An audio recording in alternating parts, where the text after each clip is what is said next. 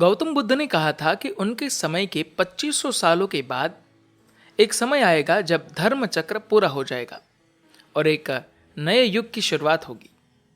क्या आने वाले सालों में बड़े परिवर्तन आ सकते हैं? जानते हैं। प्रश्न। गौतम बुद्ध ने कहा था कि 2500 सालों में धर्म चक्र पूरा घूम जाएगा। हम उसके निकट हैं। सद्गुरु, क्या आप इस पर कुछ प्रकाश डाल सकते हैं? सद्गुरु कहते हैं, गौतम बुद्ध ने कहा कि उनके जाने के 2500 वर्षों के बाद एक नए चक्र का आरंभ होगा। हम ये देखने के लिए यहां नहीं होंगे, पर विशेष रूप से भारत में और कई रूपों में दुनिया के कई हिस्सों में, खासकर आध्यात्मिक तल पर नए विकास होंगे। कई रूपों में यह अपनी तरह की अनूठी क्रांति होगी।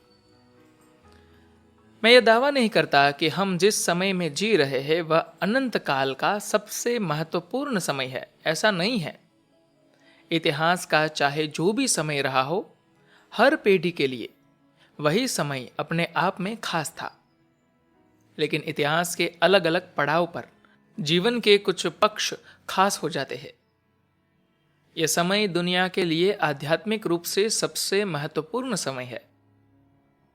इस समय दुनिया में इतना आराम मौजूद है जितना पहले कभी नहीं था। इसके साथ यह इतनी अनिश्चित व तनावपूर्ण भी कभी नहीं थी। इससे पहले कभी आम लोग इतनी बड़ी संख्या में आध्यात्मिकता की ओर नहीं आए थे।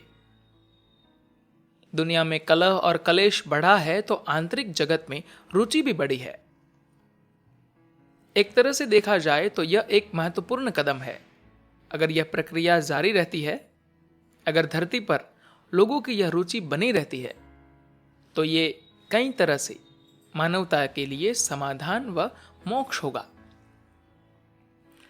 अब तक इंसान की दिलचस्पी बाहरी दुनिया को जीतने में थी। विज्ञान और तकनीकी के तरक्की के साथ हमने बाहरी दुनिया के साथ बहुत कुछ कर लिया है।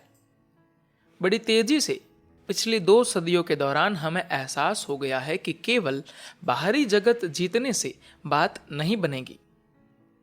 अगर हम विज्ञान और तकनीक की मदद के बिना बाहरी जगत को जीतने की कोशिश करते, तो शायद हमें इस बात को समझने में कई सदियां या सहस्त्राब्दियां और लग जाती।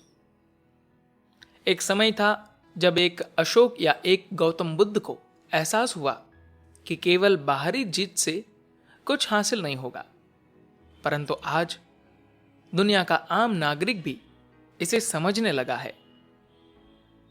ऐसा केवल इसलिए है क्योंकि हमारे पास विज्ञान और तकनीक है, जिसकी मदद से हम देख सकते हैं कि हम बाहरी दुनिया में चंद्रमा व मंगल तक तो पहुंच गए, लेकिन अगर भीतर की बात करें तो हम कहीं नहीं पहुंच पा रहे।